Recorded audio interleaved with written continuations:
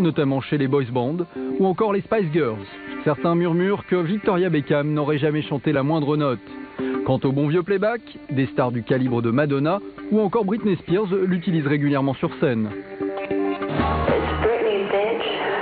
On murmure même que Michael Jackson en personne y aurait parfois recours. Playback, mise en scène, trucage numérique, l'industrie du disque n'a jamais reculé devant rien pour parvenir à ses fins. Alors qui est à l'origine de ces supercheries ? Par quels moyens certains ont-ils réussi à tromper le public? Et enfin, quelles ont été les conséquences de ces impostures? Vous êtes impatient de mettre un visage sur cette voix, eh bien le moment est maintenant venu. Rémi, quand vous voulez, Plastique Bertrand. Cette chanson, tout le monde la connaît. C'est un classique vendu à plus de 20 millions d'exemplaires. Ce qui est beaucoup moins connu, c'est que celui qui se fait appeler Plastique Bertrand et qui gesticule devant les caméras ne serait pas le vrai chanteur de ce tube. Alors, simple rumeur ou incroyable supercherie, nous avons enquêté. Nos recherches nous ont amenés à Bruxelles en Belgique. Ben voilà, on y est. Nous y avons fait la connaissance de cet homme avec sa moustache et son chapeau. Il s'appelle Lou de Prick. En exclusivité, il accepte de nous faire une révélation étonnante. Il serait le vrai chanteur de Ça plane pour moi. Ben voilà, on y est. C'est le mythique studio Molière où j'ai enregistré Ça plane pour moi.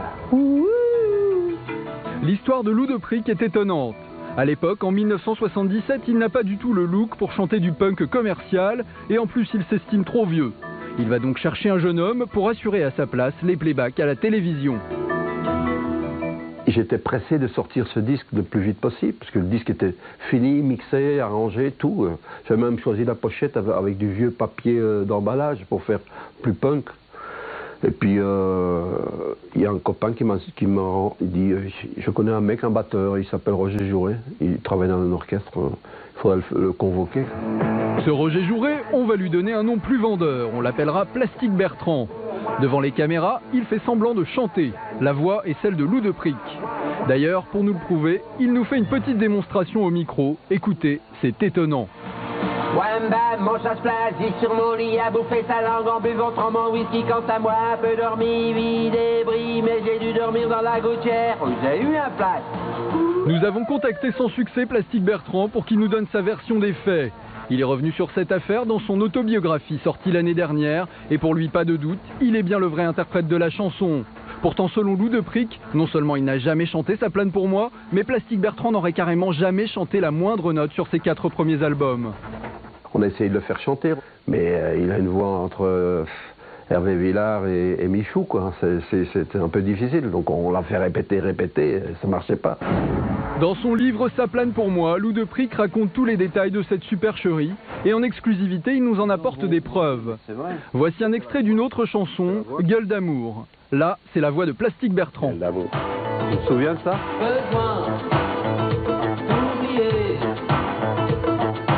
Pour Lou de Prick, ça ne fonctionne pas, il va donc enregistrer sa voix à la place.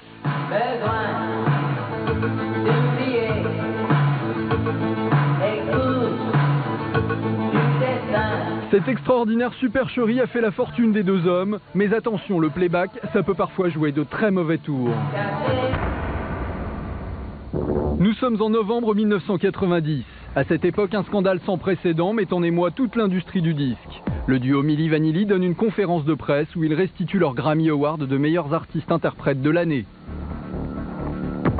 Cette récompense revient en réalité à Grant Howell et John Davis, qui sont les vrais chanteurs de Milli Vanilli.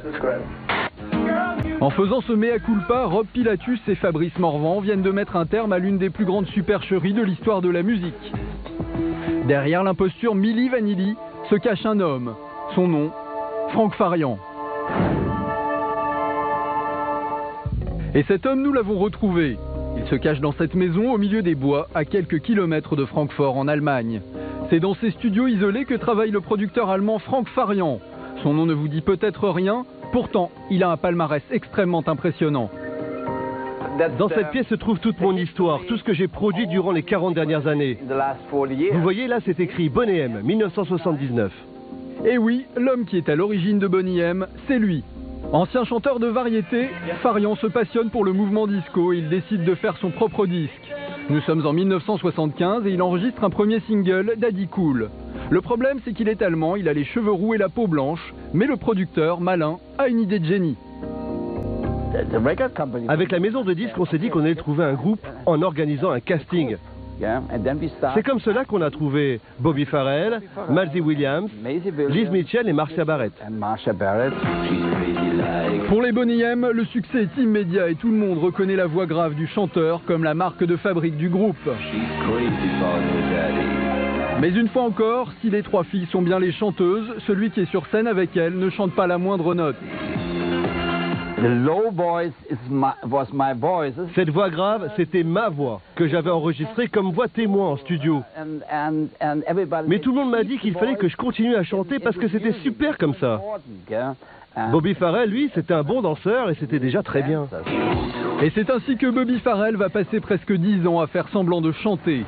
L'illusion créée par Frank Farian fonctionne sans que personne ne s'en aperçoive. Et c'est sans doute pour cela qu'il n'hésite pas à faire plus ou moins la même chose en 1989.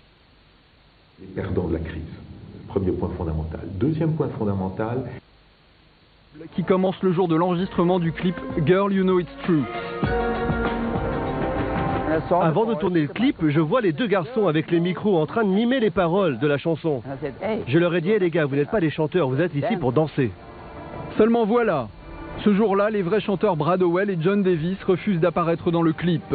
Ils vont donc réussir à convaincre Frank Farian de mettre en avant ces deux jeunes danseurs, Fabrice Morvan et Rob Pilatus. Et tout le monde me disait, mais regarde, tu vois bien que ça fonctionne. Il faut les laisser faire, ça va cartonner.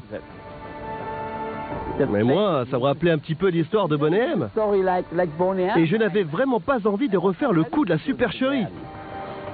Mais bon, je me suis laissé convaincre en espérant intérieurement que ça ne marcherait pas. Et pas de bol, ça a cartonné. C'est là que les ennuis ont vraiment commencé. En effet, la formule fonctionne. Ils vendent 30 millions de disques en seulement un an. Mais grisés par l'argent et le succès, les deux garçons vont commettre un péché d'orgueil fatal, accepter de faire des concerts. Je les avais prévenus de ne surtout pas y aller, mais ils étaient devenus incontrôlables. Ils en ont fait qu'à leur tête. Et lors d'un concert en octobre 1990, c'est le drame. En direct devant 80 000 personnes, le disque déraille. Quelques années plus tard, Rob Pilatus, l'un des deux membres du groupe, témoigne. J'aurais voulu mourir. On entendait la bande qui répétait sans arrêt « Girl, you know it, girl, you know it, girl, you know it ». Tout ça devant 80 000 personnes. « Girl, you know it, girl, you know it ». Je ne pouvais pas répéter ça 15 fois de suite, alors j'ai paniqué et je me suis enfui. On m'a supplié de revenir sur scène, mais il était hors de question que je m'humilie devant 80 000 personnes. Alors j'ai préféré renoncer et j'ai tout arrêté. Cette interview sera la dernière pour Rob Pilatus, qui meurt d'une overdose en 1998. Un épilogue tragique pour ce qui restera comme la plus célèbre supercherie de l'histoire de la musique.